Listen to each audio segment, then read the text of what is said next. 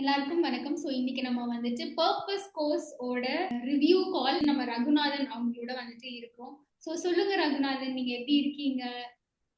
எங்க இருக்கீங்க? என்ன பண்றீங்க? நான் நல்லா இருக்கேன். இப்போ மைசூர்ல ஒர்க் பிளேஸ்ல இருக்கேன். நான் சாஃப்ட்வேர் பர்பஸ் லைஃப் கம்ப்ளீட் பண்ணியாச்சு. இதுதான் பர்பஸ்ன்னு சொல்லி ஃபிக்ஸ் பண்ணியாச்சு. இப்போ அதை இம்ப்ளிமெண்ட் பண்றதுக்கான பிளானிங்ஸ் எக்ஸிக்யூட் பண்ற லெவல்ல இருக்கு. இப்போ இனிஷியலா வந்து என்னோட பர்பஸ் என்ன அப்படின்ட்டு கண்டுபிடிக்கிறதுல எனக்கு நிறைய ஸ்ட்ரகிள்ஸ் இருந்துச்சு. ஒர்க்ல ஒரு சர்டிஃபிகேஷன் இல்லாம இருக்கிறது, இப்போ இருக்கிற லெவல்ல இருந்து அடுத்த லெவல் எப்படி போகணும், லிங்க்டின் மூலயமா கனெக்ட் பண்ற ஒரு ஆப்பர்ச்சுனிட்டி கிடைச்சது. So I feel happy. இந்த கோர்ஸ்ல வந்துட்டு நீங்க நிறைய ஆக்டிவிட்டிஸ் வந்துட்டு பண்ணிட்டே இருந்தீங்க, ரைட்? ஸோ மாடலிங் வழியெல்லாம் உங்களுக்கு எக்ஸ்பிளைன் பண்ண ஸோ இதுல வந்துட்டு எது வந்துட்டு ரொம்ப லைக் ஒரு டாப் 2 ஆக்டிவிட்டிஸ் வந்துட்டு ரொம்ப ஹெல்ப்ஃபுல்லா இருந்துச்சுன்னா எது?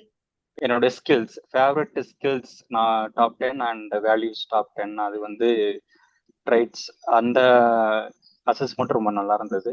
இதுக்கு முன்னாடி நான் ஒரு தடவை கூட என்னோட ஸ்கில்ஸ்லாம் என்னென்னு லிஸ்ட் அவுட் பண்ணதே இல்லை. ஸோ இப்போ நான் வந்து ஜஸ்ட் ஒர்க் ரிலேட்டடாக தான் திங்க் பண்ணிகிட்டே இருந்தேன். அது மேட்ச் ஆகிறது வந்து எனக்கு ரொம்ப சர்ப்ரைஸாக இருந்தது. இப்போ மோர் தென் 10 இயர்ஸாக இப்போ இந்த ஃபீல்டில் நம்ம இருந்திருக்கோம். அதில் சர்வீஸ் இன்ஜினியர் இருக்கனால ட்ராவலிங் ஜாபாக இருக்குது. ஸோ பர்சனல் கேர் என்னால் எடுத்துக்க முடியல, ஃபேமிலி கூட டைம் ஸ்பெண்ட் பண்ண முடியல. அப்படிங்கும்போது ரொம்ப கன்ஃபியூசஸாக இருந்துச்சு. ஸோ இதை நம்ம எப்படி கண்டினியூ பண்ணால் பர்சனல் லைஃப் பார்க்க முடியாது, நம்ம ஹெல்த்தையும் பார்த்துக்க முடியாது. அப்படிங்கும்போது இந்த அட்மாஸ்பியர் இருக்கக்கூடிய நேச்சர் ஒர்க் வந்து நமக்கு சூட்டபிளாக லைஃப் லாங் கண்டினியூ பண்ண முடியுமாங்கிற ஒரு சந்தேகம் வந்தது. கொஞ்சம் சர்டிஃபிகேஷன்ஸும் கம்மியாக இருக்க மாதிரி இருந்ததுனால கொஞ்சம் ரைட் சாய்ஸ் எது இருக்கலான்னு அனலைஸ் பண்ணணுன்ற டெசிஷனுக்கு நான் வந்தேன். எந்த மாதிரி அட்மாஸ்பியர் ஒர்க் பண்ணணும், ஒர்க்கிங் கண்டிஷன் எப்படி ஒர்க் பண்ணுறங்கிறது நமக்கு எது பிடிச்சிருக்கு அப்படிங்கறத இந்த அசஸ்மெண்ட் மூலமா நான் தெரிஞ்சுக்கிட்டேன். நீங்க ஆக்சுவலி என்ன படிச்சிருந்தீங்க, இப்போ என்ன வொர்க் பண்றீங்க? நான் வந்து மெக்கானிக்கல் இன்ஜினியர் 2014 பாஸ்ட் அவுட். என்னோட மெக்கானிக்கல் ரெலவென்ட் கோர்ல தான் ஒர்க் பண்றேன். ப்ராடக்ட் வந்து valve actuator and crusher. Service இன்ஜினியரா இருக்கேன். ட்ரபிள் ஷூட்டிங் என்னோட ஒர்க். இப்போ நீங்க இந்த கோர்ஸ் எடுக்கலன்னு வெச்சுக்கோங்க, சோ நீங்க என்ன லூஸ் பண்ணிருப்பீங்க? ஜாப் வந்து குயிட் பண்ணிட்டு வேற ஜாப் போகலாமா அந்த மாதிரி ஒரு தாட்ல இருந்தேன். பட் அப்படி ஜாப் குயிட் பண்ணிட்டு வேற ஒரு ஜாப் போயிருந்தா அது வந்து ஒருவேளை நான் இரலவெண்டா சூஸ் பண்ணி இருக்கிறதுக்கு ஒரு சான்ஸ் இருக்கு. ஒரு புது ஃபீல்டுக்கே மேபி நான் போயிருக்கலாம். வேற ஏதாவது ஒரு லொகேஷன்ஸ் எங்க கிடைச்சிருக்குன்னு சொல்லியிருக்க முடியாது. அப்படி போயிருந்தா மறுபடியும் ஒரு ஃப்ரெஷ் ஸ்டார்ட் பண்ற மாதிரி ஆயிருந்திருக்கும். அப்போ நான் இப்ப இருக்கிற எக்ஸிஸ்டிங் ஸ்கில்ஸ், என்னுடைய எக்ஸ்பீரியன்ஸ், அது மூலமா கிடைச்ச அந்த இதை வந்து யூட்டிலைஸ் பண்ணாம முடியாம கூட போயிருந்திருக்கலாம். இப்போ இதையும் சேர்த்து ஆட் பண்ணி தான் அடுத்த லெவல் கொண்டு போறதுக்கும் அப்படிங்கறதுல இப்போ கொஞ்சம் தெளிவா ஆயிருக்கேன்.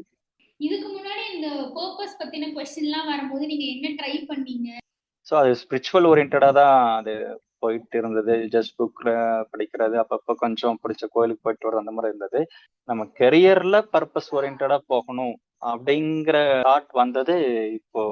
கெரியர்ல அடுத்த லெவல் போகணும், ஃபினான்சியல் ஃப்ரீடம் அச்சீவ் பண்ணணும், நமக்கு பிடிச்ச மாதிரி ஒரு வேலையை நாம வந்து செய்யணும் அப்படின்ற அந்த ப்ரெஷர் வந்தபோது தான் சரி நம்ம ஏதாவது ஒன்று ஒர்க் அவுட் பண்ணணும். நிறைய பேர் கோர்ஸ் எடுத்து கம்ப்ளீட் பண்றதுக்கு கஷ்டப்படுவாங்க.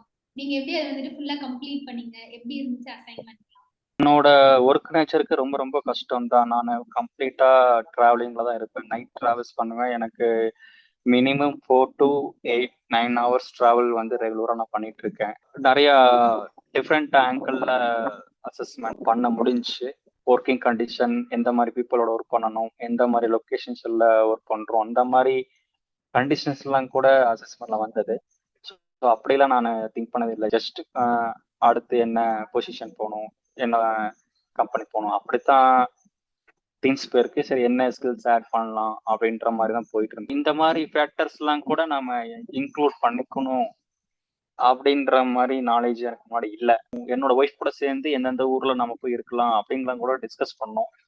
ஸோ அவங்களும் ஹாப்பியாக ஃபீல் பண்ணாங்க. ஓகே, இந்த மாதிரி ப்ரிஃபரன்ஸ் கொடுத்து டிஸ்கஷன்லாம் பண்ணுறோம். ஸோ அது நல்லா இருந்தது. அவங்கக்கிட்ட அப்புறம் இந்த எக்ஸ்பென்சஸ் ஓரியன்டில் டிஸ்கஸ் பண்ணேன்.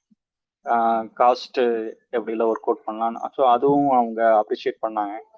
இப்போ வந்து எங்களுக்கும் ஒரு கிளாரிட்டி இருக்கு. நாம இவ்வளோ செலவு பண்ணிட்டு இருக்கோம், நமக்கு இவ்வளோ தேவைப்படுது. இப்போ எங்களுக்கும் ஒரு மியூச்சுவல் அண்டர்ஸ்டாண்டிங் அது ரெலவெண்ட்டாகவும் வந்திருக்கு. இதுக்கு முன்னாடி இந்த அளவுக்கு டீப்பா அந்த மாதிரி டிஸ்கஸ் பண்ணது இல்லை. ஜஸ்ட் நான் சேலரி வந்தோடனே ஒய்ஃப்ட கொடுத்துருவேன். அவங்க எக்ஸ்பென்சஸ் எல்லாம் பார்த்துப்பாங்க. நான் எவ்வளோ ஆச்சு அதெல்லாம் கேட்டுக்க மாட்டேன். ஜஸ்ட் சேவிங்ஸ் என்ன இருக்கு, அப்படிதான் போயிட்டு இருக்கோம். பட் இவ்வளோ டீட்டெயிலாலாம் நாங்கள் டிஸ்கஸ் பண்ணிட்டது இல்லை. ஸோ இது வந்து நிறைய விஷயங்களை அவங்களோட டிஸ்கஸ் பண்ணதில் வந்து இன்னும் கொஞ்சம் நிறைய கனெக்ஷன்ஸ் வந்து எங்களுக்குள்ள கிடைச்சிருக்கு. அதுக்கும் இது உதவுச்சு. யா, அவ்வளோ நல்லா இருந்தது assessment. Very nice, very nice. So நீங்க நிறைய எஃபர்ட் போட்டிருக்கீங்க, அதுல வந்த கிளாரிட்டி தான் இது. So that is really like appreciable. Travel பண்ணும்போது நீங்க டைம் எடுத்து கேட்டு அதெல்லாம் டைப் பண்ணி அனுப்பிச்சது கண்டிப்பா இது வந்துட்டு ஒரு கிரேட்டான எஃபர்ட் தான். என்கிட்ட இருந்து வந்த அந்த ஃபீட்பேக்லாம் இருக்குல்ல, நான் 1-on-1 ஃபீட்பேக்லாம் உங்களுக்கு கொடுத்தேன், உங்களோட அசைன்மெண்ட்லாம் செக் பண்ணி. ஸோ அது உங்களுக்கு எப்படி ஹெல்ப்ஃபுல்லா இருந்துச்சு? அது இல்லைன்னா எப்படி இருந்திருக்கும்னு நினைக்கிறீங்க? Every detailed A to set டீப்பா நீங்க ஃபுல்லா அனலைஸ் பண்ணதை நான் ஃபீல் பண்ணேன். நாம ஜஸ்ட் ஒரு கேள்வி கேட்டோம், ஜஸ்ட் ஜென்ரலா ஓரளா ஃப்ரெண்ட்ஸ் பேசிக்கிற மாதிரி ஜென்ரலா ஒரு வாய்க்கு வந்ததை ஒரு ஆன்சர் பண்ணோம் அப்படின்ற மாதிரி இல்லாம it should be honest and deep அண்டர்ஸ்டாண்டிங்ல நம்ம அந்த ஆன்சர் நம்ம பண்றோமா அப்படிங்கிற கிளாரிட்டி ஃபீல் வருது. முன்னாடி நம்ம அந்த ஆங்கிள் யோசிச்சிருக்கவே மாட்டோம் எப்போதுமே. பட் இப்போ உட்காந்து பொறுமையை யோசிக்கும் போது ஓகே, நம்ம இதை நம்ம ஒரு ரீசனோட தான் நம்ம பண்ணோமா இல்லை சர்க்கம்ஸ்டன்ஸ்னால பண்ணோமா அப்படிங்கும்போது பார்க்கும்போது அப்போ இதுக்கு முன்னாடி நம்ம நிறைய விஷயங்கள் வந்து யோசிக்காம நிறைய விஷயங்கள் பண்ணியிருந்திருக்கோம். இப்போ எது திங்க் பண்ணாலும் கொஞ்சம் இன்னும் கொஞ்சம் டீப்பா திங்க் பண்ணி தெளிவான ஒரு முடிவு எடுக்கணுங்கிறதுல இப்போ ஒரு கிளாரிட்டி கிடைச்சிருக்கு. ஸோ இது ரொம்ப ஹெல்ப்ஃபுல்லா இருந்தது. உங்களோட அந்த லைஃப் பர்பஸோட கிளாரிட்டி வந்துட்டு இந்த கோர்ஸ் ஜாயின் பண்றதுக்கு முன்னாடி எவ்வளவு இருந்துச்சு, இப்போ எவ்வளவு இருக்கு? ஒரு பெர்சன்டேஜ்ல சொல்லணும்னா நீங்க எப்படி சொல்றீங்க? இதுக்கு முன்னாடி இதுதான் நமக்கு பிடிச்ச ஒரு விஷயம், இதை நம்ம பண்ணணும் அப்படின்ற இது கூட என்னன்னு கூட தெரியாது. அடுத்து நம்ம பொசிஷனுக்கு போனோம்னா இன்க்ரிமெண்ட் கிடைக்கும், ஆமா அதை வச்சு என்ன பண்ணலாம் அப்படின்ற மாதிரி ஒரு தாட்ல தான் போயிட்டு இருந்தது. ஸோ 90% இப்போ கிளாரிட்டி இருக்கு.